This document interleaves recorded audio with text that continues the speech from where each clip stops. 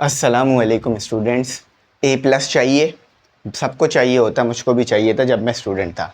तो भाई आज की वीडियो देखो। आज जो है वो पढ़ेंगे चैप्टर नंबर 3 वेक्टर्स। देखो इससे पहले मैं 2 चैप्टर करा चुका हूँ, प्लेलिस्ट देख लेना, उसमें वो दोनों चैप्टर मिल जाएंगे, चैप्टर 1 और 2। अच्छा, आज की वीडियो में ये जो चैप्टर वेक्टर है इसके मैंने वो क्वेश्चन कराने हैं जो सन 2027 के लिए मोस्ट इंपॉर्टेंट है और जो कि आपको बराबर में भी चलते हुए नज़र आ रहे होंगे। मल्टीपल ऐसे क्वेश्चंस नज़र आ रहे होंगे जो पास पेपर में आ चुके हैं। तो अगर आप ये छोड़ते हो, इन्हें तो पेपर में आना है, तो एक बार और प्रैक्टिस कर लो, एक बार और देख लो, एक बार और समझ लो, इंशाल्लाह ए प्लस आ जाएगा। अच्छा बेटा, एक बात याद रखना, हमारा स्टडी बैच शुरू हो गया है जिसकी फ़ीस 5,000 रुपये है पूरे साल के लिए। तो अभी तक अगर आपने स्टडी बैच ज्वाइन नहीं किया है, जल्दी से ज्वाइन कर लो। ये पूरे साल की फ़ीस होती है, याद रखना, ठीक है। डिजिटल बोर्ड वगैरह सारी चीज़ें अब अवेलेबल हैं, तो आपको अच्छे से अच्छी चीज़ें सीखने के लिए मिलेंगी। चलो स्टार्ट करते हैं। कहा जा रहा है find the angle between the given vectors. देखो 2 वेक्टर दिए हैं, वेक्टर ए वेक्टर बी। अब ये कोई नई चीज़ नहीं है, ये वही वेक्टर है जो आप फिज़िक्स में पढ़ कर आए हो। देखो याद रखना, जो आपको पढ़ाया जाता है ना मैथ में, वो पढ़ाई जाती है प्योर मैथमेटिक्स। प्योर मैथमेटिक्स का मतलब है आपको जस्ट सॉल्व करना सिखाया जाता है कि भाई 2 वेक्टरों को आपस में सॉल्व कैसे करेंगे, एंगल फाइंड करना है तो एंगल कैसे फाइंड करेंगे। अब ये सब कुछ रियल वर्ल्ड में कहाँ यूज़ होता है, रियल वर्ल्ड में ये कहाँ यूज़ होता है, ये आपको कहाँ पढ़ाया जा रहा होता है? फिज़िक्स में पढ़ाया जा रहा होता है, केमिस्ट्री में पढ़ाया जा रहा होता है, या बायो में पढ़ाया जा रहा होता है, मल्टीपल जगहों पे पढ़ाया जाता है। लेकिन उसको सॉल्व कैसे करना है वो हम मैथ में पढ़ लेते हैं, ताकि जब फिज़िक्स में ये चीज़ें आएँ तो हमें ये सॉल्व करना आता हो। तो वैसे तो हम 9 में भी वेक्टर पढ़ चुके हैं, 10 में भी पढ़ चुके हैं, फर्स्ट ईयर में भी पढ़ रहे हैं, लेकिन अब इसे सॉल्व करना अलग से भी सीख रहे हैं। तो परेशान नहीं होना, कोई नई चीज़ नहीं है। अच्छा, वेक्टर का हमें पता है, वेक्टर क्या होता है कि वो फिज़िकल क्वांटिटी, समझा रहा हूँ, वेक्टर वो होता है, वो फिज़िकल क्वांटिटी। फिज़िकल क्वांटिटी क्या? लेंथ, मास, टाइम, एंगुलर मोमेंटम, ये सब फिज़िकल क्वांटिटी है।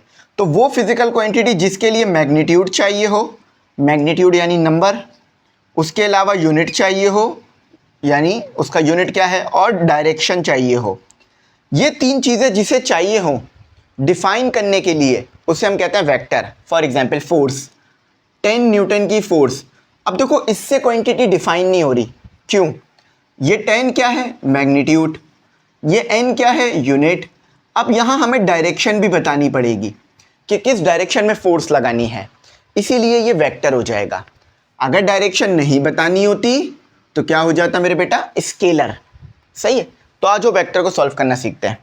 अब देखो यहाँ पर फॉर्मूला कैसे कौन सा लगेगा, सबसे पहले ये देख लो। एंगल पता लगाना है तो आप फॉर्मूला लगाओगे, फॉर्मूला,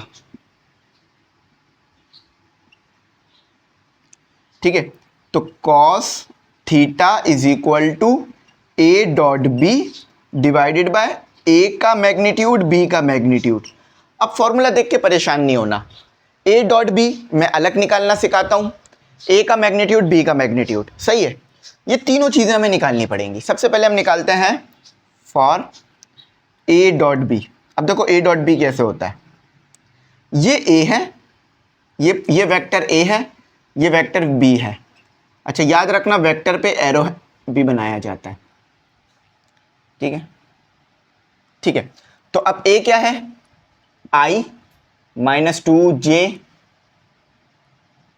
प्लस 3k, ये आपका आ गया ए। अब डॉट बी, दूसरा वाला वेक्टर बी है, 3i minus 2j plus k। अब याद रखना बेटा, शॉर्ट तरीका सीख लो। वैसे तो 2 ब्रैकेट को मल्टीप्लाई करने का तरीका क्या होता है कि इस i को इससे भी करो, इस i को j से भी करो, इस i को k से भी करो, मगर i dot i equal to 1 होता है, i dot j equal to 0 होता है, i dot k equal to 0 होता है। तो इसीलिए अगर मैं i को j से मल्टीप्लाई भी करा दूं तो 0 आ जाएगा, i को k से मल्टीप्लाई भी करा दूं तो 0 आ जाएगा। तो इसलिए मैं उन्हें मल्टीप्लाई नहीं करा रहा, डायरेक्ट i को i से मल्टीप्लाई कराऊंगा। डॉट में जब भी डॉट लेना हो ना तो यही करेंगे, j को j से मल्टीप्लाई कराऊंगा, k को k से मल्टीप्लाई कराऊंगा। अब ज़रा देखो मेरे बच्चे, कैसे कर रहा हूं मैं मेरे बेटा, देखो 1 मल्टीप्लाई बाय 3 तो 3 आ गया, आई डॉट आई, सही है। अब आ जाएगा माइनस माइनस प्लस 4 आ गया, जे डॉट जे, ठीक है। 3 मल्टीप्लाई बाय 1, देखो अगर यहां कुछ नहीं है तो 1 होगा, 3 आ गया, के डॉट के, साइन भी मल्टीप्लाई हो रहा है, ठीक है। अच्छा देखो, I dot I 1, J dot J 1, के डॉट के 1 होता है, तो क्या आ जाएगा आपके पास 1 प्लस 1 प्लस 1, तो कितना आ गया आपके पास final answer, a dot b देख लो क्या आ रहा है आपके पास, 3 प्लस 4 प्लस 3, देखो 3, 1 से 3 मल्टीप्लाई हुआ तो 1 3 रहेगा, 4 से 1 मल्टीप्लाई हुआ तो 4 रहेगा, तो ये समझना है। तो कितना आ गया, ये आ गया आपके पास 6 और ये 10 आ गया। आपके पास 10 जो है वो क्या आ गया, dot product, I dot I का डॉट प्रोडक्ट आ गया, और अल्हम्दुलिल्लाह बिल्कुल ठीक आया है। एक रियलिटी चेक ले लो मेरे बेटा, जिंदगी भर याद रखना, वो ये है कि अपने उसूल बनाओ, अपने क्या बनाओ, उसूल बनाओ। जो इंसान आपके उसूलों पर चले उसको एक्सेप्ट करो, जो नहीं चले उसको अल्लाह हाफिज करो। देखो किसी से आपको लड़ने की ज़रूरत नहीं है, लड़कर अपना टाइम ज़ाया ना करो, बहस कर कर लड़ कर गालम गलोच कर कर टेंशन लेकर अपना टाइम ज़ाया ना करो। जो टाइम आप ज़ाया करोगे ना किसी के बारे में सोच कर लड़ कर परेशान होकर, वो दोबारा कभी आपको नहीं मिलेगा।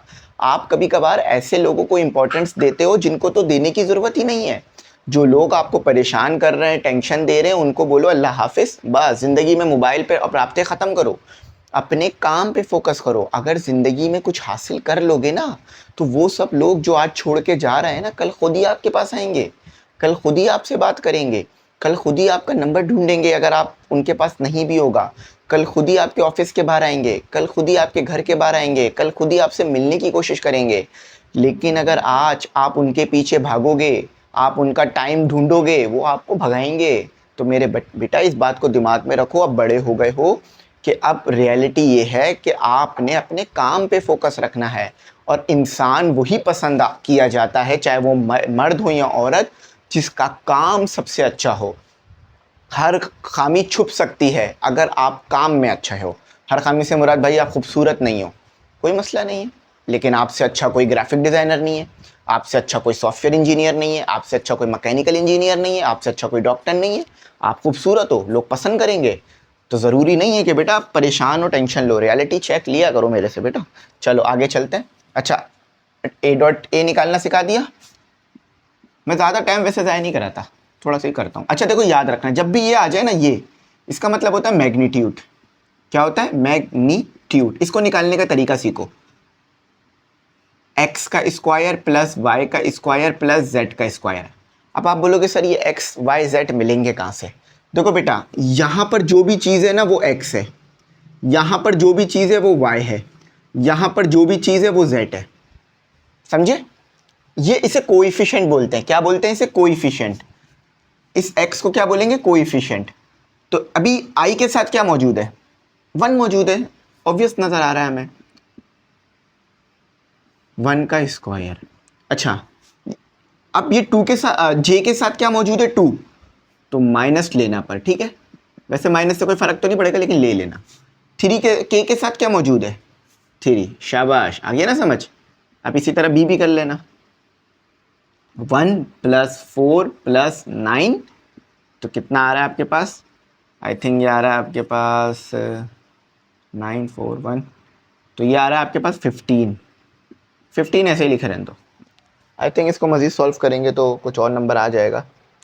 15 नहीं आ रहा बेटा, 15 कैसे आ रहा है, 14 आएगा ना यार, 15 मैंने भी लिख दिया, आपने भी बोल दिया, देखो ना, 10 और 14, तो मैं 15 कैसे लिख दिया।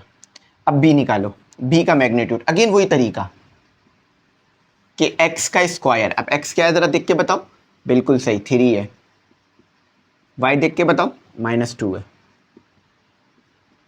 और k देख के बताओ 1 है। तो 9 प्लस 4 प्लस 1, अगेन वही आ गया आपके पास 14। ठीक है, अब देखो सब कुछ निकाल लिया मैंने, अब सारी वैल्यू को इधर पुट करते हैं, लिख देते हैं पुट इन फॉर्मूला। अब फाइनल आंसर आ जाएगा। अब देखो cos theta, A dot A क्या निकाला, जरा बोर्ड पे देख के बताओ। ए डॉट बी, बिल्कुल सही, 10 निकाला। अच्छा, अब ए का मैग्नीट्यूड क्या निकाला, 14 निकाला। बी का मैग्नीट्यूड क्या निकाला, 14 निकाला। देखो स्क्वायर से स्क्वायर रूट कैंसिल हो जाएगा, सही है। देखो ये ऐसे हो जाएगा ना, मैं ज़रा सही से कर देता हूँ वरना कंफ्यूज हो जाओगे आप लोग कि ये क्या कर रहे हैं। Cos theta is equal to 10। देखो बेटा दो टाइम है, ये भी 14 है स्क्वायर रूट, ये भी 14 है स्क्वायर रूट, तो क्या आ जाएगा, स्क्वायर आ जाएगा। तो स्क्वायर से स्क्वायर रूट कैंसिल हो जाएगा, थीटा कॉस उधर ले जाओ तो इन्वर्स हो जाएगा। कितना आ गया, 10/14। अब बस कैलकुलेटर का इस्तेमाल करो और आंसर निकाल लो। मैं भी कैलकुलेटर का इस्तेमाल कर लेता हूँ। देखो इसका स्क्वायर क्यों हुआ, 14 बेसिस सेम पावर है एट, यानी देखो ऐसे हो, अगर a मल्टीप्लाई बाय a है तो वो क्या हो जाता है, a स्क्वायर ना, तो यहाँ भी तो यही हो रहा है, 14 स्क्वायर रूट 14 स्क्वायर रूट, तो 14 स्क्वायर रूट का स्क्वायर। अच्छा कॉस, आंसर डिग्री में निकालना, ठीक है, कैलकुलेटर को डिग्री में रखना। आपके पास एंगल आ रहा है 44.41, ये आपका फाइनल आंसर है। अब देखो अगर पेपर में आ जाता है तो मेरा तो शागिर्द पूरा नंबर ले लेगा ना, मेरे शागिर्द ने तो मुझसे क्लास ली थी ना, और अल्हम्दुलिल्लाह बिल्कुल ठीक है, बिल्कुल एक्यूरेट है। सर अभी आगे पीछे नहीं आया, क्यों नहीं आया आगे पीछे, क्योंकि हमने पढ़ा है, हमें पढ़ा हुआ था, मैं क्यों आगे पीछे आएगा। आगे पीछे तो जब आता है जब हमने पढ़ा हुआ नहीं होता। चलो अगला क्वेश्चन कर डालते हैं इसी नाम पे। अच्छा मेरे बेटा, question number 2, calculate the projection of A along B and projection of B along A। अब देखो ज़रा समझना, ये दो पार्ट है, एक पार्ट नहीं है, ये दो सवाल है, मैं दोनों कराता हूँ, परेशान होने वाली ज़रूरत नहीं है। एक पार्ट इधर करा दूंगा, एक पार्ट उधर करा दूंगा। अच्छा दिमाग में रखना चीज़ को, कोई मुश्किल परेशानी पेश ही नहीं आएगी। जहाँ ज़रा सा आप लोगों ने ध्यान को हटाया वहाँ मुश्किलात परेशानियाँ ज़िंदगी में आना शुरू हो जाएंगी।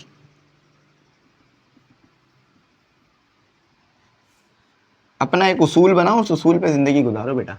अगर उसूल नहीं होगा ज़िंदगी में तो आगे नहीं बढ़ सकते। उसूल बनाना बहुत ज़रूरी है ज़िंदगी में, कि आपके उसूल होने चाहिए। जो इंसान उस उसूलों को तोड़े, आप उसको बोल दो कि भाई ये मेरी रेड लाइन है, मेरे उसूल नहीं टूटने चाहिए। जैसे आप पसंद नहीं करते कि कोई आपसे बदतमीज़ी करे, तो ये आपका उसूल है, और बिल्कुल अच्छा उसूल है कि कोई आपसे बदतमीज़ी नहीं कर सकता। अच्छा देखो बेटा, प्रोजेक्शन का मतलब क्या है कि देखो बेटा समझा देता हूँ ना कॉन्सेप्ट। ये आपके पास है एक वेक्टर और ये है आपके पास दूसरा वेक्टर। अब यहाँ पर आ जाए सन, यहाँ क्या आ जाए, सन आ जाए।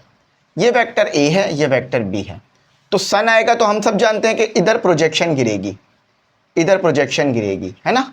इसी को कहते हैं projection of A on to B. सही है, ये बात तो क्लियर हो गई। अब जरा प्रोजेक्शन का कॉन्सेप्ट समझो। अब पहले लिखते हैं, पहले में क्या लिखा हुआ है, projection of A along B, यानी ए की प्रोजेक्शन गिर रही है बी पर, तो इसको लिखो, फॉर्मूला दोनों का अलग अलग होगा, projection of A along B.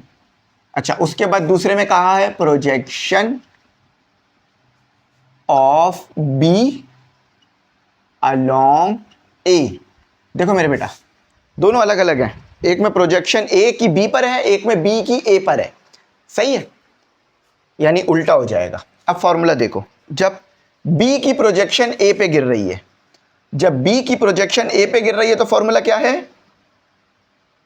P लिख रहा हूं, प्रोजेक्शन के लिए पी लिख रहा हूं, और ये लिख रहा हूं कि देखो इसको थोड़ा सा मैं डिफाइन कर देता हूं कि P की प्रोजेक्शन है, B की प्रोजेक्शन है A पर गिर रही है। फॉर्मूला क्या होगा? A vector B vector divided by A का मैग्नीट्यूड। क्लियर? अच्छा, अब प्रोजेक्शन किसकी है? A की। गिर किस पे रही है? B पर। तो फॉर्मूला क्या आएगा? A डॉट B तो सेम ही रहेगा। अब B पे आ जाएगा, जिस पे प्रोजेक्शन गिर रही होगी वो डिवाइड में आ जाएगा। सही है। अब मसला क्या आ रहा है? पहले आपको A डॉट B निकालना है, फिर B का मैग्नीट्यूड निकालना है। तो पहले A डॉट B निकाल लेते हैं।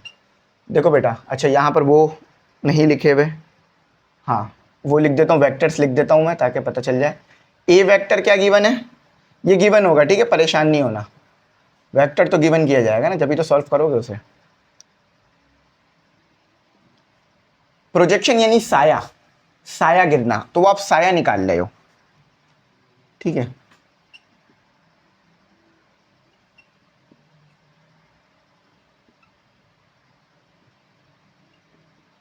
सही है। अब पहले भी हम A डॉट बी निकाल चुके हैं, A का मैग्नीट्यूड B का मैग्नीट्यूड निकाल चुके हैं, तो अब वो काम यहां पे कर लेते हैं। सबसे पहले A डॉट बी निकाल लेते हैं। A क्या दिया हुआ है? I 2j+3k।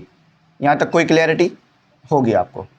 I j5k, यहां भी क्लैरिटी होगी। देखो बेटा, I से I मल्टीप्लाई, मतलब 1 से 3 मल्टीप्लाई, देखो यहाँ कुछ भी नहीं है I के साथ तो 1 होगा।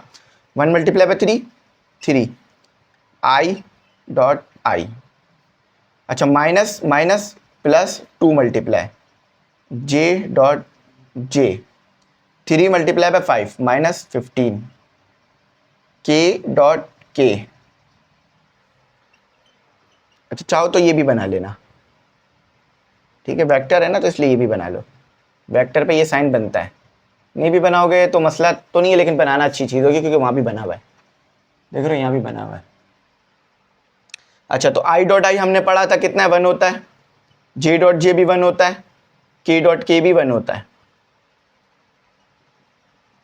यही चीज़ें मैथ में सिखाई जाती हैं। तो कितना हो गया? 5 15। तो कितना फाइनल आंसर आ रहा है? 10 आंसर आ रहा है आपका, ठीक है। तो ये आपका आ गया आई डॉट आई। अब हम निकाल लेते हैं ए का मैग्नीट्यूड, क्योंकि ए का मैग्नीट्यूड निकालने का कहा है। तो हम जानते हैं ना मैग्नीट्यूड कैसे निकालते हैं,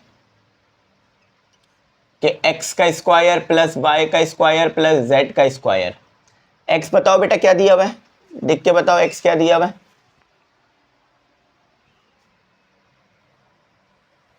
x बताओ बेटा क्या दिया हुआ है? यहां देख लो 1 दिया हुआ है। देखो यहां पर जो चीज है ना वो x है, यहां पर जो चीज है y है, यहां पर जो चीज है z है। तो अब जरा मुझे बताओ z क्या दिया हुआ है? y क्या दिया हुआ है? स्क्वायर। और z क्या दिया हुआ है? 3। अब जस्ट इन्हें सॉल्व कर दो, थोड़ा छोटा छोटा लिख रहा हूँ लेकिन क्योंकि मुझे वहाँ जगह कम है ना, इसलिए वहाँ मैंने ऑलरेडी कुछ लिख दिया है। तो कितना आ गया?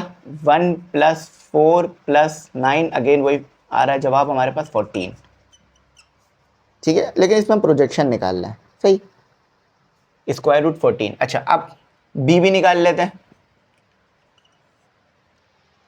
1 और 3, 1 का स्क्वायर प्लस 1 का स्क्वायर प्लस 5 का स्क्वायर डी।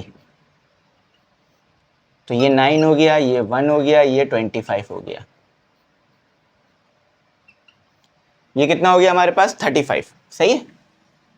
देखो ना, 10 और 15 35 होता है हमारे पास, सही है। अब देखो ए डॉट बी भी आ गया, ए का मैग्नीट्यूड भी आ गया, बी का मैग्नीट्यूड भी आ गया। अब देखो मेरे बेटा, ए डॉट बी बताओ क्या आता है? 10। बी का मैग्नीट्यूड क्या निकाला? 35। ये लो, ये आपका प्रोजेक्शन आ गई ए की बी पर। अब आपने निकाल लिया प्रोजेक्शन ऑफ बी ए पर। अच्छा, ए डॉट बी 10, ए का मैग्नीट्यूड 14। ये लो, ये भी फाइनल आंसर, ये भी फाइनल आंसर। देखा, कोई मुश्किल था? कोई मुश्किल नहीं था, बस जस्ट क्या था, समझने वाली बात थी। जिसे समझ में आया उसने पूरे नंबर निकाले, जिसे नहीं समझ में आया उसने एमी इंग्लिश सेंटर की वीडियो देखी, उसने भी पूरे नंबर निकाल लिए। पूरे नंबर तो सभी निकालेंगे इंशाल्लाह। अच्छा, अब एक और सवाल भी है, इसी तरह का एक और सवाल है, जस्ट उसमें अंदर सॉरी जस्ट इसी तरह का एक और सवाल है, सेम इसी तरह का है, जस्ट उसमें क्या है, इसकी वैल्यू चेंज है। तो मैं पूरा तो नहीं रिमूव करूंगा, आधा लिखे रहने दूंगा। सेम सवाल है, जस्ट चेंज क्या है, इसकी वैल्यू चेंज है, ए डॉट बी की वैल्यू चेंज है। चलो एक और कर लो, अच्छा है, थोड़ी और अच्छी प्रैक्टिस हो जाएगी। देखो ये वैल्यूज बस चेंज है, बाकी सब सेम है, सारा कॉन्सेप्ट सेम है, सिर्फ वैल्यू चेंज करिए। तो आप चाहो तो वीडियो रोककर खुद भी ट्राई करो, अगर हो जाए तो लिख देना डन, यानी मुझे पता चल जाएगा कि आपने किया और आपसे हो गया, ठीक है। और फिर मेरे से वेरीफाई कर लेना, ठीक है।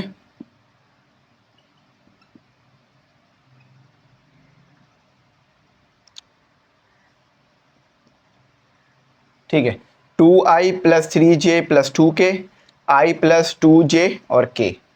अच्छा मेरे बच्चे, अच्छा मेरे प्यारे स्टूडेंट, देखो मेरे प्यारे बच्चों, क्या करना है, अगेन ए डॉट बी और फिर बी का मैग्नीट्यूड और ए का मैग्नीट्यूड।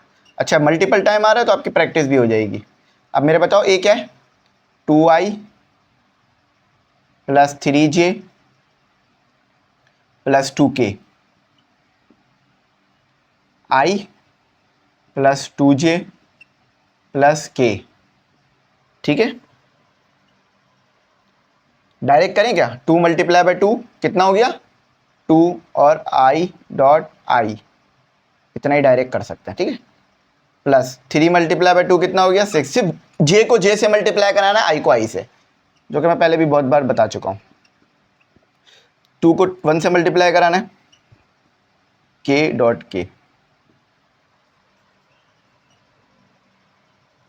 तो ये कितना हो गया 2 और ये 1, 6 और ये 1, 2 और ये 1, तो ये हो गया 2 + 6 + 2, तो ये कितना हो गया आपके पास 10, ठीक है। क्लैरिटी आ गई जवाब में। अब हम निकालेंगे ए का मैग्नीट्यूड, तो क्या निकालेंगे, देखो ये ए है, ये बी, ये सॉरी ये x है, ये y है, ये z है, जैसा कि मैंने आपको लिखवाया था ना पहले ही कि बेटा x का स्क्वायर + y का स्क्वायर + z का स्क्वायर।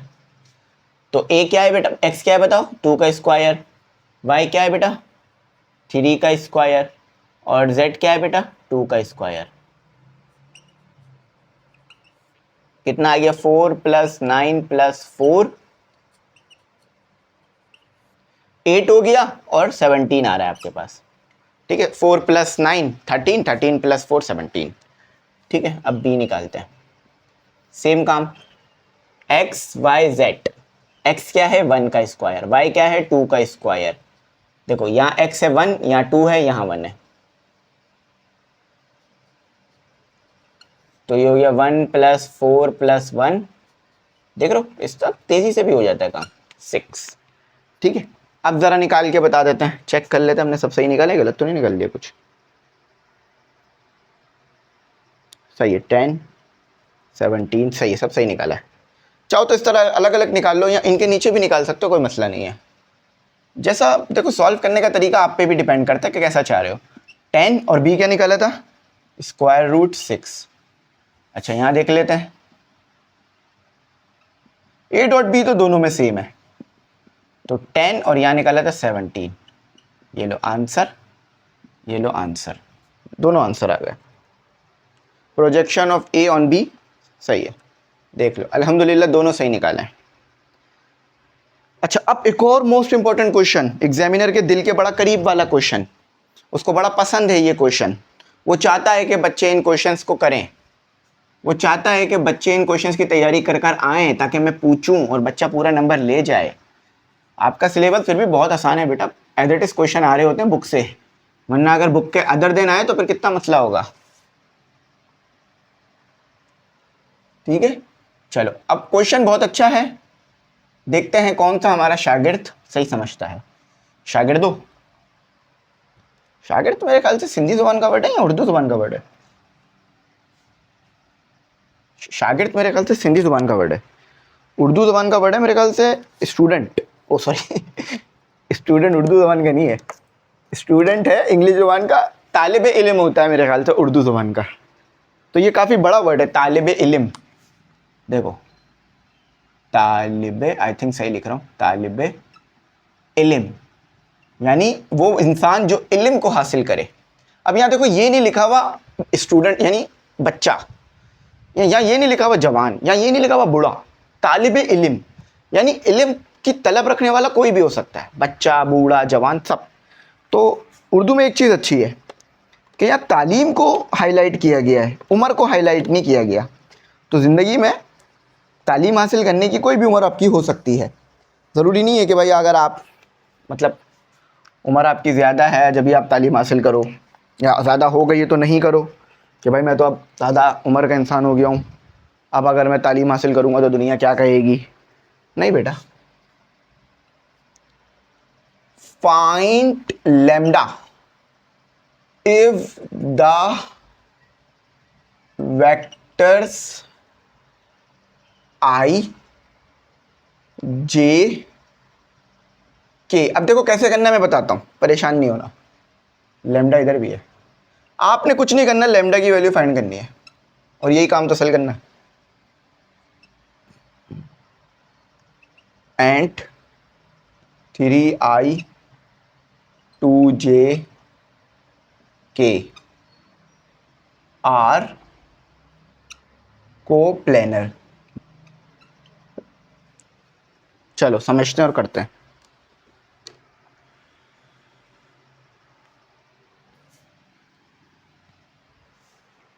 क्या कह रहे हैं? फाइंड लेमडा, लेमडा पता करना है। इफ द वेक्टर, वेक्टर आपके पास 3 है, 1 2 3, कोप्लेनर है। अभी कोप्लेनर का वर्ड इतना हमें कोई तंग नहीं करेगा तो इसलिए मैं इसको डिफाइन नहीं कर रहा। देखो बेटा, वॉल्यूम 0 ले लो इस सवाल को करने के लिए। अब आगे ये आएगा तो मैं समझाऊंगा डिटेल में। अब देखो करना क्या, आपको लेना है डिटर्मिनेंट। क्या लेना है? डिटर्मिनेंट।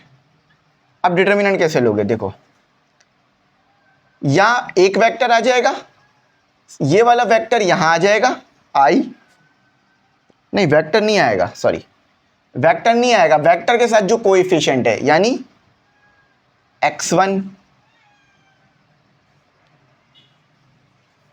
नहीं, ये वाला वेक्टर यहां आ जाएगा। समझना जरा बात को, इसका कोएफिशिएंट आएगा, इस वाले वेक्टर का, इस वाले वेक्टर का, इस वाले वेक्टर का कोएफिशिएंट यहां आ जाएगा। यानी अभी i के साथ क्या है? 1 है, यहां आ गया। j के साथ क्या है? 1 है, यहां आ गया। k के साथ क्या है? 2 है, यहां आ गया। अब ये वाला वेक्टर क्या है i के साथ? लैम्डा। j के साथ क्या है? -1। अच्छा माइनस जरूर लगाना, या माइनस नहीं था तो मैंने नहीं लगाया, यहां है तो लगा रहा हूं। k के साथ क्या है? 1 है, इधर क्या आएगा? 3, इधर क्या आएगा? -2, इधर क्या आएगा? -1। ठीक है, अब यहां तक आपका ऑलमोस्ट काम कंप्लीट हो गया। अब सिर्फ आप डिटर्मिनेंट ले लो जैसे पहले लेते थे। अब डिटर्मिनेंट का तरीका समझो। पहली रॉ, इसे रॉ बोलते हैं और इसे कॉलम बोलते हैं। ये जो पहली रॉ को हाइट कर दो और पहले कॉलम को हाइट कर दो, छुपा दो। अच्छा जहां पर दोनों रॉ, जहां पर रॉ और कॉलम मिल रहे हैं उसको नंबर को यहां लिख लो।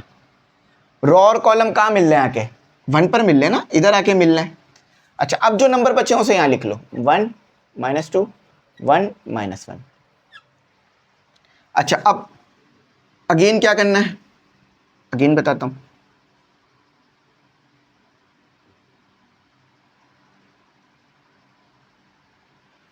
पहली रॉ और दूसरे कॉलम, देखो पहला कॉलम था ना, ये कॉलम 1 था, अब कॉलम 2 है। पहली रॉ और दूसरे कॉलम को हाइड कर दो। ये 1 आ रहा है, अच्छा यहाँ माइनस आएगा, फॉर्मूले के हिसाब से याद रखना ये माइनस आएगा, तो 1 लिख लिया। लैम्डा 3 1 और माइनस लैम्डा।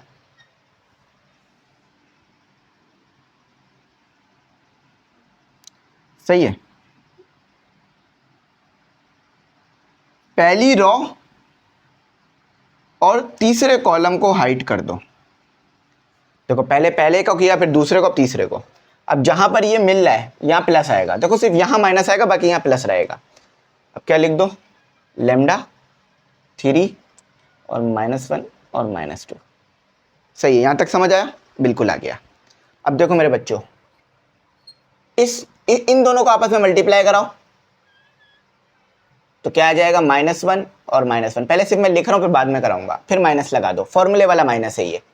फिर इन दोनों को मल्टीप्लाई कराओ, यानी क्या कहना क्या चाह रहे हैं, ए को बी से मल्टीप्लाई कराओ और माइनस लगाओ, सी को डी से मल्टीप्लाई कराओ। इसको इस तरह समझ लो कि ये ए है, ये बी है, ये सी है, ये डी है। तो ए को डी से मल्टीप्लाई कराओ, फिर माइनस लगाओ, फिर सी को बी से मल्टीप्लाई करा दो। तो यहाँ देखो मैंने -1 को मल्टीप्लाई कराया, फिर माइनस लगा दिया, फिर 1 को और -2 को। ये स्टेप्स बिल्कुल भी खाना मत, ऐसे ही लिखना जैसे मैं लिख रहा हूँ, वरना फिर कंफ्यूज हो जाओगे। लैम्डा को -1 से मल्टीप्लाई करा दो, 1 को 3 से मल्टीप्लाई करा दो। अब यहाँ लगा दो प्लस और 2 लिख दो, यहाँ जगह नहीं थी तो इसलिए यहाँ लिख रहा हूँ। अच्छा, लैम्डा को -2 से मल्टीप्लाई करा दो, -1 को 3 से मल्टीप्लाई करा दो। समझ गए क्या किया? +2 को एज इट इज लिख दिया, लैम्डा और 2 मल्टीप्लाई करा दिया, -1 और 3 मल्टीप्लाई करा दिया। अच्छा, minus minus plus 1 multiply by 1 1 ही होता है, ऑब्वियस है, 1 ही आएगा, कौन सा 2 आ जाएगा। माइनस प्लस प्लस 2 आ गया, -1 आ गया। Lambda multiply by -1 minus lambda, -3। अच्छा, 2 आ जाएगा एज इट इज +2।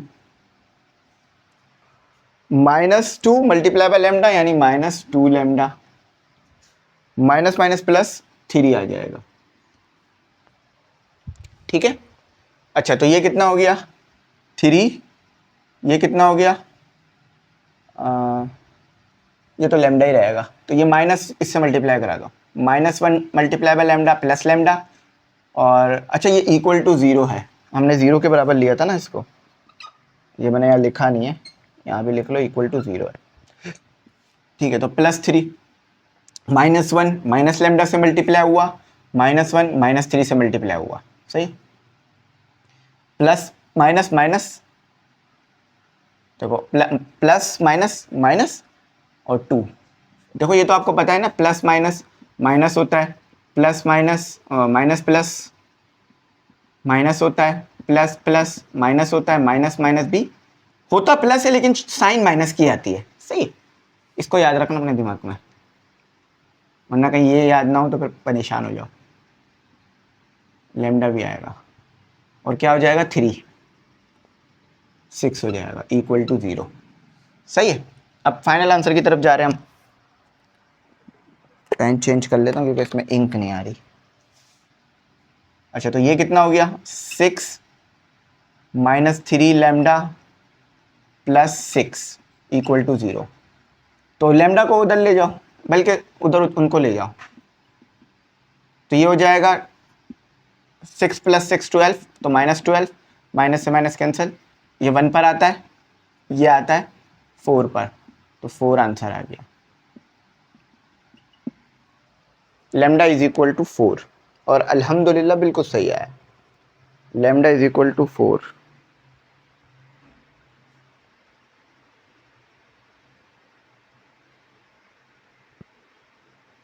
अच्छा, अब अगेन इसी टाइप का एक और क्वेश्चन है, तो वो मैं आपको पढ़ाता हूँ।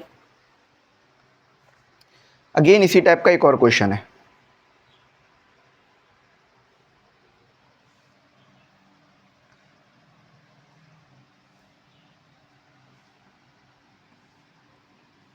अच्छा, सेम टाइप का क्वेश्चन है। अगर ये वाला आपने कर लिया था तो वो वाला आप खुद भी कर सकते हो बहुत आसानी से। तो मैं देखता हूँ कि कौन कौन मेरा स्टूडेंट, वो शागिर्द, स्टूडेंट नहीं शागिर्द, कौन कौन मेरा शागिर्द वो काम कर लेता है।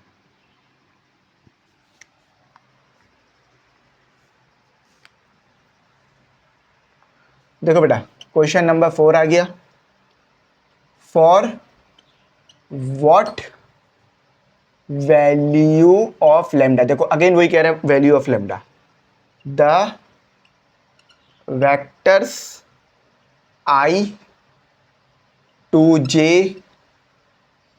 3K 2i 3j plus 4k and 3i plus j plus lambda k। देखो अगेन वही काम है, आर कोप्लेनर।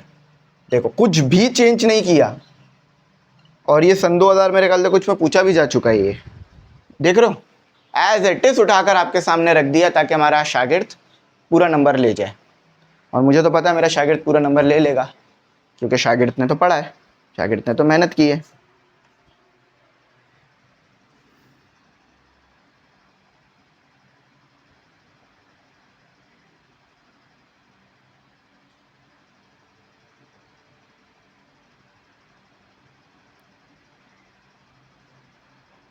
चलो अगेन करते हैं।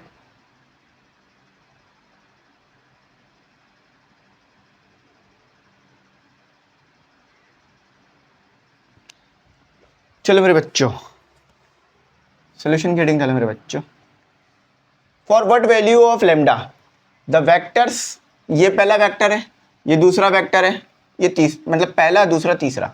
अगेन वही काम करो, क्या करो, 1, देखो यहां पर जो है वो 1 है, यहां पर 2 है, यहां पर 3 है, 2 3, यहां पर 2 है, यहां पर -3 है, 4 है, 2 -3 और 4, 3 1 लेमडा, 3 1 और लेमडा।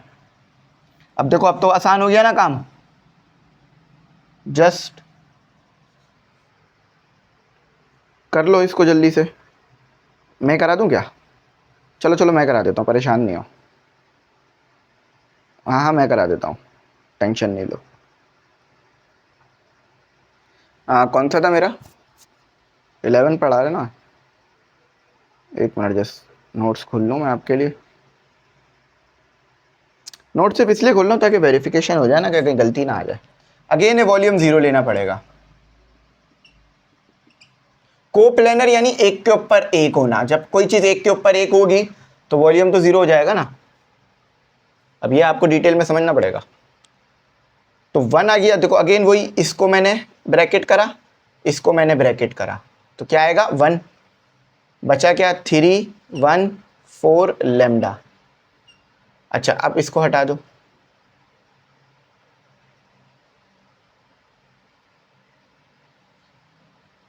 इसको कर लो -2 2 3 4 lambda.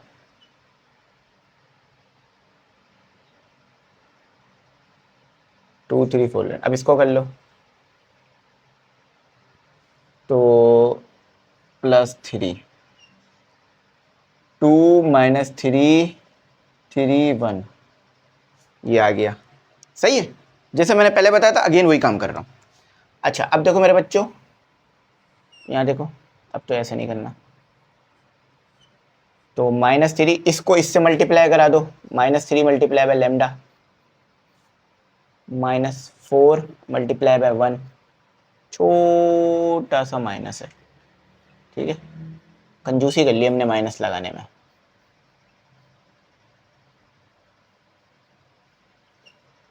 +3 2 multiply by 1 -3 multiply by 3।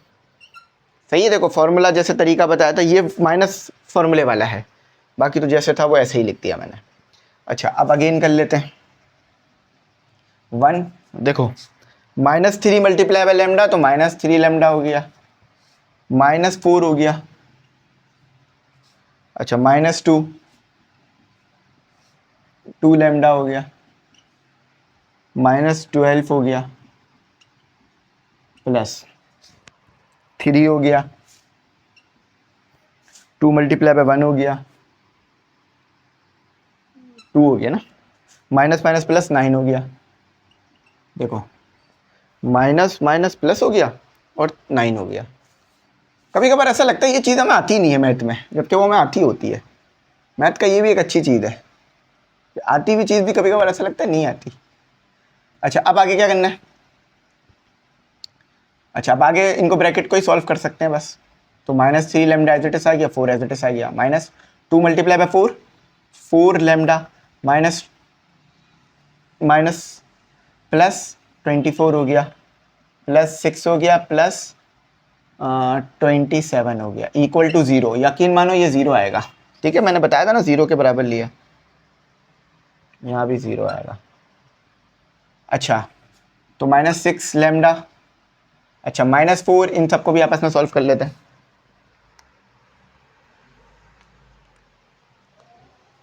एक चीज़ गलती हो रही है, 7 आएगा, 3 और 4, 7 होता है ना। अच्छा, अब हम क्या करते हैं, -4 प्लस 24, यानी तो 20 हो गया, प्लस 6 प्लस 27, 53 आ रहा है,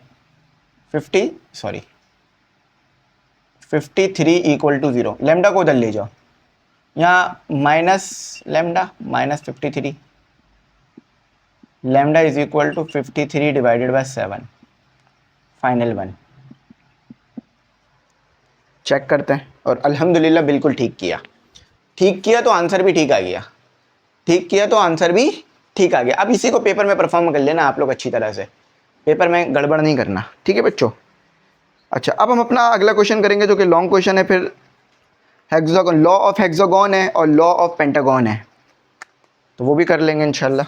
आज ही की वीडियो सारा आज ही पढ़ लेंगे इंशाल्लाह।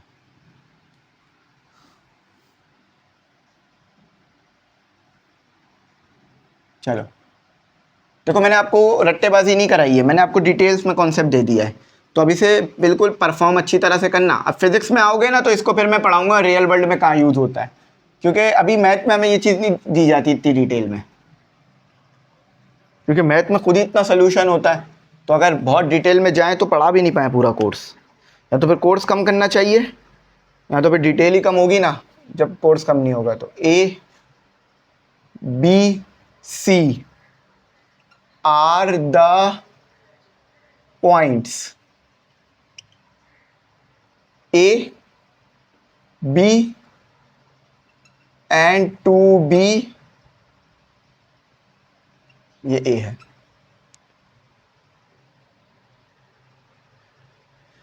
रिस्पेक्टिवली,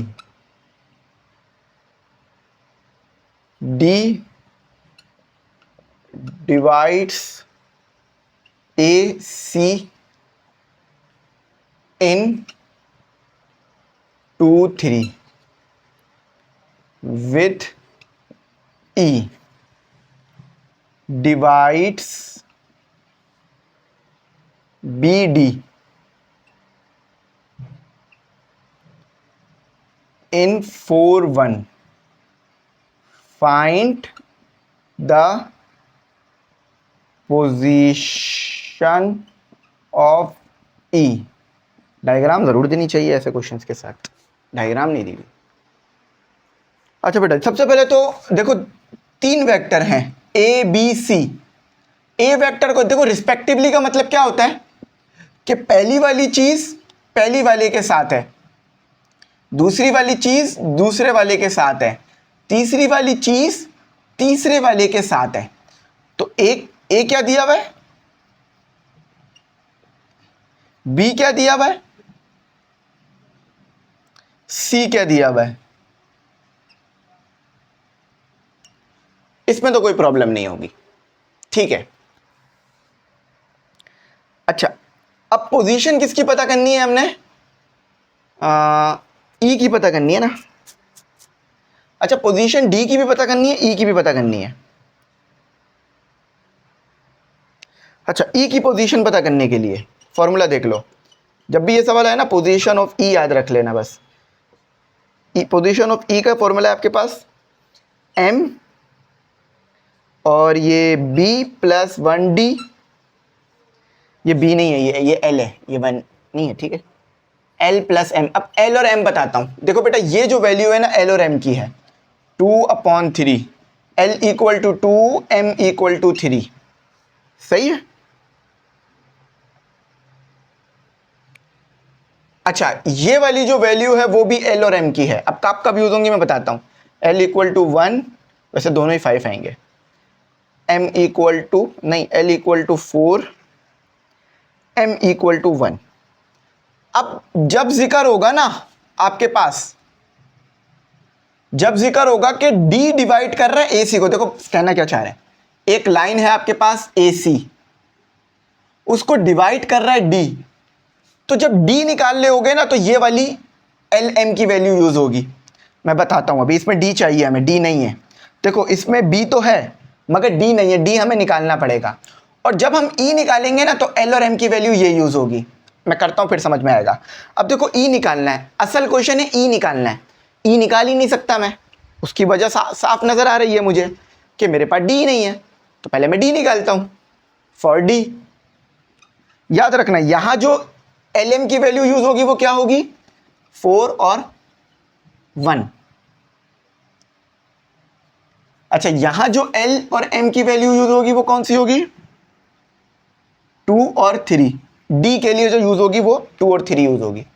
तो डी के लिए फॉर्मूला क्या है, फॉर डी, डी के लिए फॉर्मूला है L A plus M C upon L plus M. अब बताओ बेटा एल क्या है, देखो एल आपके सामने लिखा हुआ है 2 है। ए बताओ बेटा ए क्या है, ए ये है। एम क्या है बेटा, एम क्या है, 3 है। सी क्या है बेटा, 2a माइनस बी है।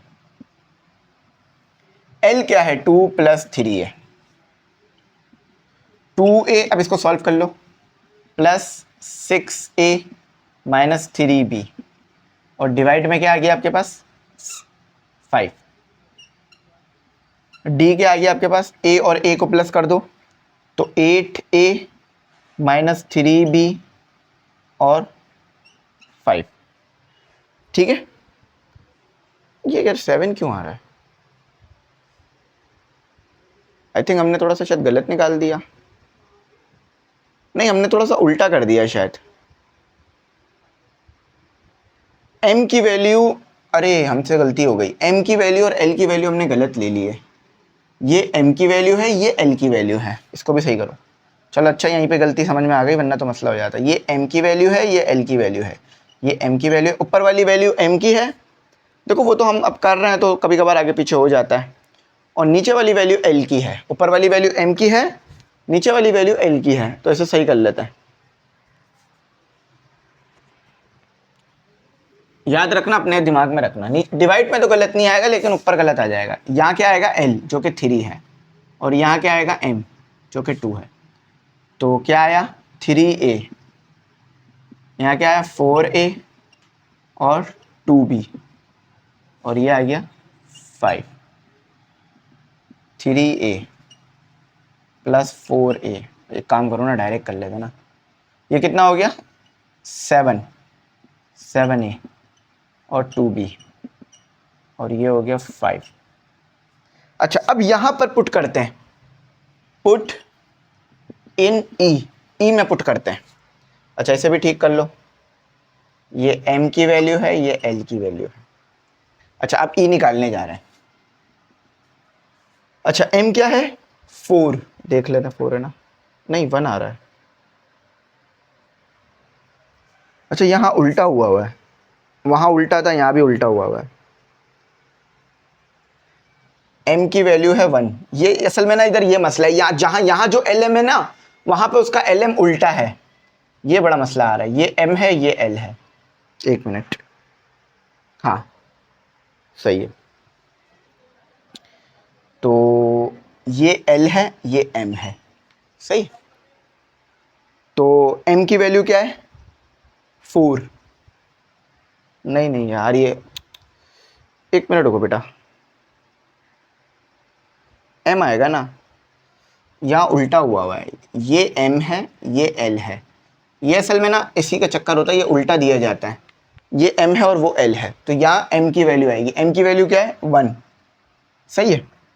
और b की वैल्यू क्या है, b की वैल्यू देखो b दी हुई है, स्मॉल b। अच्छा, उसके बाद आपके पास आएगी m की वैल्यू, l की वैल्यू, l की वैल्यू 4 दी हुई है। d की वैल्यू क्या दी हुई है, d की वैल्यू हमने ये निकाली है 7a 2b और 5। अच्छा, इसके साथ 1 + 4, अब इसको सॉल्व कर लो मज़ीद। तो ये तो b हो गया, 4 मल्टीप्लाई बाय 7 कितना होता है 28 a, और 8 4 मल्टीप्लाई बाय 2, एक मिनट 5, और ये भी आ गया 5। अब यहाँ एलसीएम लो, देखो इसको इससे डायरेक्ट नहीं काट देना, एलसीएम लोगे फिर कटेगा, पता चले डायरेक्ट ही काट दो। 5b plus 28a minus 8b, 5 और ये 5, इस 5 से ये 5 कैंसिल हो गया। तो e की वैल्यू क्या आ रही है आपके पास 28a, 28a तो ऐसे ही रहेगा, माइनस 3b, ये e की वैल्यू है। ये लो, बल्कि नहीं एक मिनट रुको, ये कैंसिल नहीं हो रहा है, ये रेसिप्रोकल हो रहा है। रेसिप्रोकल होकर क्या होगा कि 1 मल्टीप्लाई बाय 5, इसमें बड़ी गलतियां करी है मैंने भी, 25 सही है, क्योंकि ये रेसिप्रोकल हो रहा है ना, ये डिवाइड में है, तो ये रेसिप्रोकल होगा तो 5 से 5 मल्टीप्लाई होगा 25 हो जाएगा। हाँ आया सही है, अल्हम्दुलिल्लाह आया सही है, 28a माइनस 3b अपॉन 25। अब थोड़ा सा ये सवाल नो डाउट मुश्किल था, आपको भी नज़र आया होगा, ठीक है। अच्छा अब आपके सामने चलेगा क्वेश्चन नंबर, आंसर चला देता हूँ, proof hexagon law vector addition. देखो ये तो आपको पढ़ना है, ये सॉल्व कराने वाली चीज़ नहीं है, ये पढ़ने वाली चीज़ है। तो हेक्सागोन लॉ आपको पढ़ना है, बराबर में चल रहा होगा हेक्सागोन लॉ, उससे आपने पढ़ना है। मैं यहाँ लिख देता हूँ, प्रूफ आ जाता है ये सवाल, हेक्सागोन लॉ, ये आपने पढ़ना है, बराबर में चल रहा होगा, और पेंटागन लॉ, पेंटागन लॉ, ये दो लॉ आपने पढ़ने हैं जो कि बराबर में चल रहे होंगे, ठीक है। इसे पढ़ लेना बस, जवाब समझ में आ जाएगा, इतना कोई मुश्किल नहीं है। वही है, वेक्टर्स हैं ए बी सी, वो वेक्टर्स आपस में कैसे मिलेंगे तो रिजल्टेंट कहाँ बनेगा, ये इसमें बताया जा रहा है। थोड़ा सा मैं बता भी देता हूँ ताकि परेशान ना हो, समझना है ना, ऐसा ना हो। देखो बेटा कह ये रहे हैं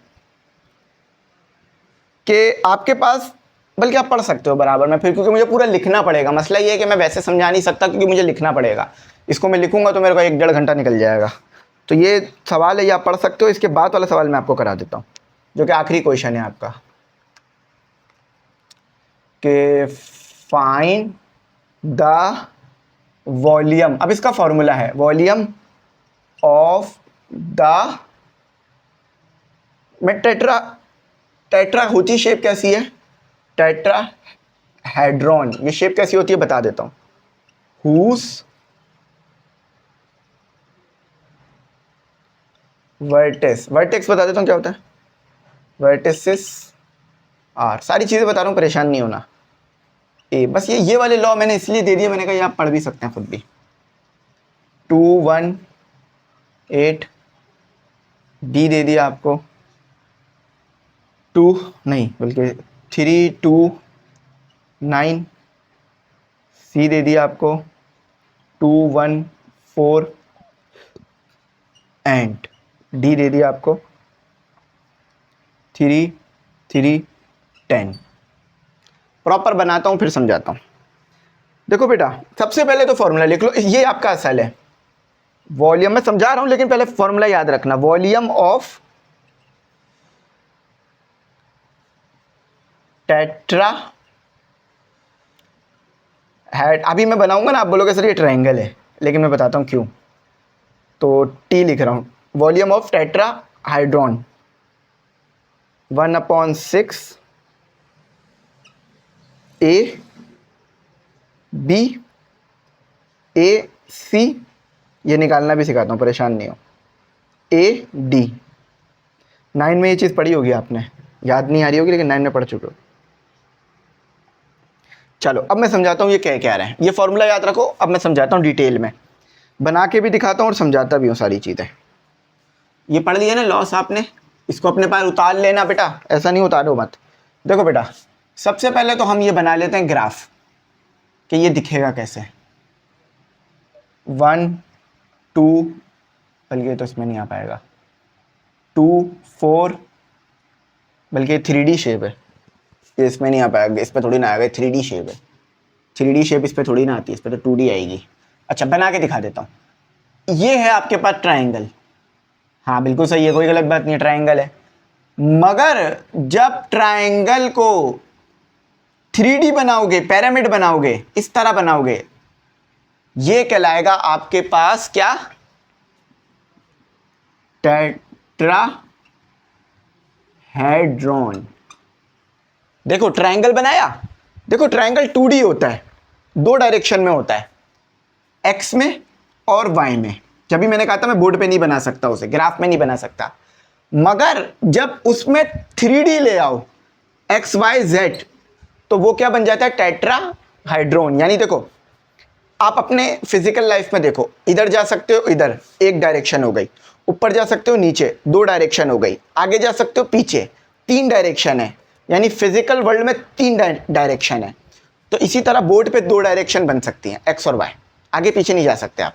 देखो मैं अंदर जा रहा हूँ, बाहर जा रहा हूँ, पता चल रहा है, नहीं पता चल रहा। तो ये है टेट्राहेड्रॉन।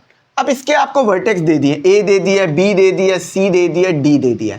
ये जहां पर 2 लाइनें मिलती है इसे बोलते हैं वर्टेक्स।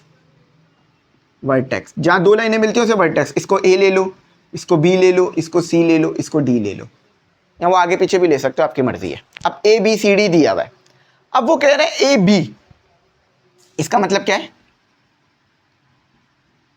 कि बी को माइनस करो ए में से। इसका मतलब क्या है, बी को माइनस करो ए में से। जब भी लिखा हुआ आ जाए ना ए बी, इसका मतलब है बी को माइनस करो ए में से। तो बी क्या दिया हुआ है, बी दिया हुआ है 3 2 और 9 माइनस ए 2 1 और 8। अच्छा उसके बाद इसका फाइनल आंसर लिख लेते हैं, क्या आएगा, ए बी का फाइनल आंसर क्या आएगा। देखो 3 में से 2 माइनस हुआ तो कितना बचेगा, 1। 2 में से 1 माइनस हुआ तो कितना बचेगा, 1। और 9 में से 8 माइनस हुआ तो कितना बचेगा, 1। ठीक है, अब इसी तरह से निकालना सी ए, सी ए, सी ए या ए सी है, ए सी है। अच्छा ए सी से माइनस करो, अब उल्टा लिखा जाता है, याद रखना हमेशा उल्टा लिखोगे। ए से सी जा रहे हो ना तो सी माइनस ए होगा। जैसे ए से बी गया लेकिन मैंने माइनस क्या किया, बी और ए को। इसी तरह से ए से सी जा रहा हूं तो माइनस क्या करूंगा, सी और ए को। तो सी क्या दिया हुआ है, 2 2 1 और 4 माइनस ए जो कि दिया हुआ है 2 1 और 8।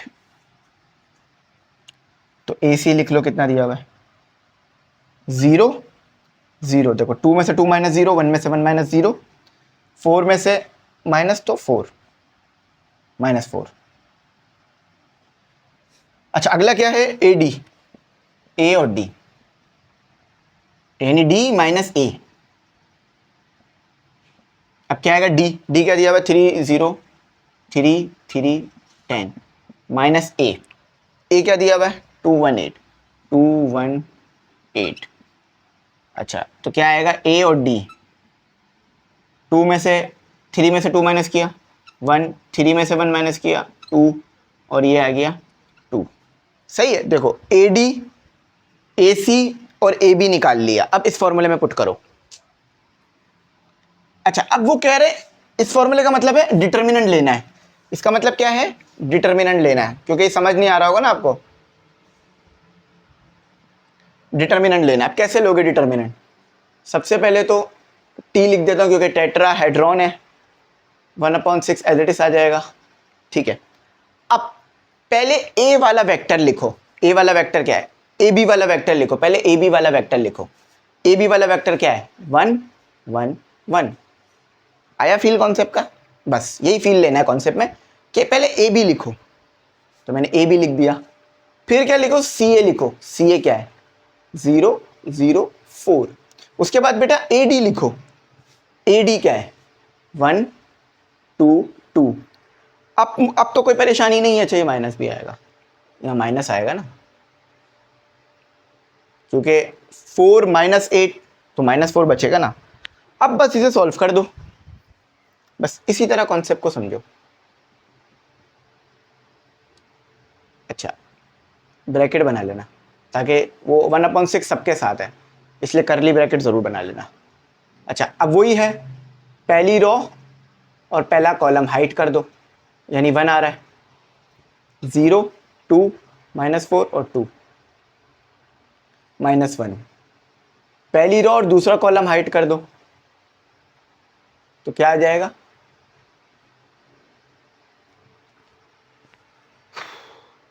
0 1 -4 और 2। देखो बेटा मैं समझा देता हूँ, स्ट्रेट लाइन बनाना, ठीक है, स्ट्रेट में स्ट्रेट लाइनें बनती हैं।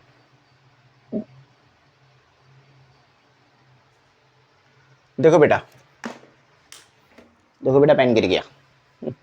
देखो बेटा 0 1 -4 2, सही। अच्छा, अब पहली रो और तीसरा कॉलम हाइड कर दो, पहली रो और तीसरा कॉलम, तो क्या बचा, +1, 0 0 1 2।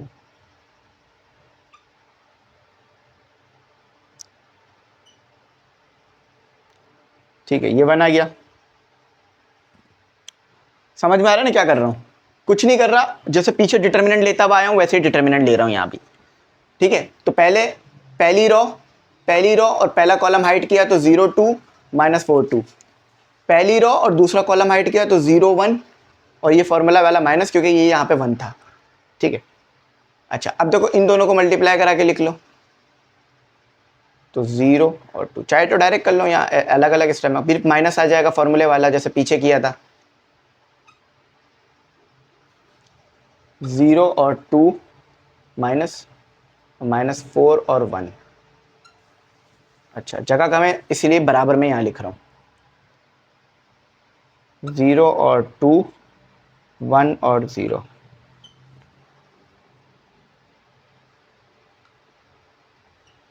देखो ये कितना हो जाएगा 0, और ये कितना हो जाएगा -8, ये कितना हो जाएगा -0 और प्लस +4, 0। अच्छा, यहाँ 1 आ जाएगा, लिख भी दो तो कोई फ़र्क नहीं पड़ेगा, हटा भी दोगे तो भी कोई फ़र्क नहीं पड़ेगा, 0 और ये -0, ये तो काफ़ी, ये तो पूरा ही 0 हो गया, ये वाला तो पूरा 0 हो गया। VT देखो बेटा 1/6 आ गया,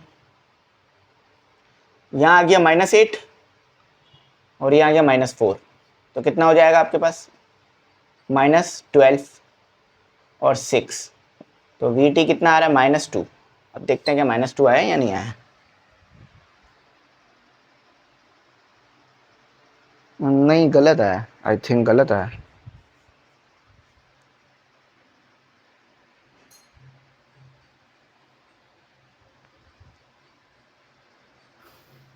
थोड़ा हमारा आंसर सही नहीं आया, तो इसको सही कर लेते हैं।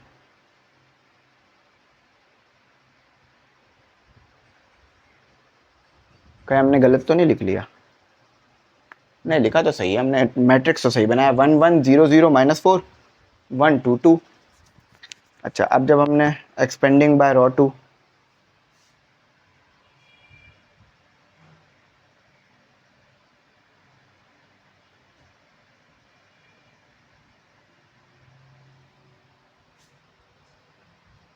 माइनस पे नहीं आना चाहिए था, माइनस में कैसे आ सकता है आंसर, नहीं बल्कि इनका भी माइनस में आ रहा है, मेरा -2 आ रहा है, इनका -4 आ रहा है, जबकि मुझे माइनस बनता हुआ नज़र आ नहीं रहा, इनकी तरह इनका वाला बनता हुआ नज़र आ नहीं रहा।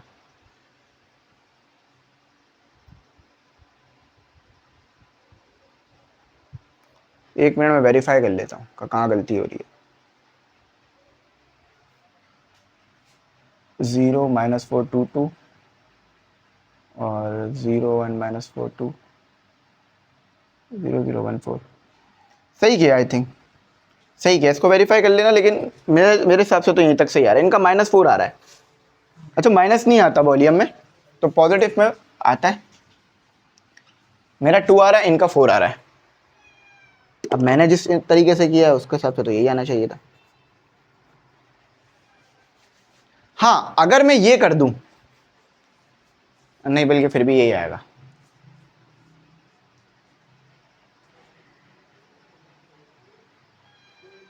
-4 था ना, हाँ मेरे भी यही आएगा। सही है, ये सही है।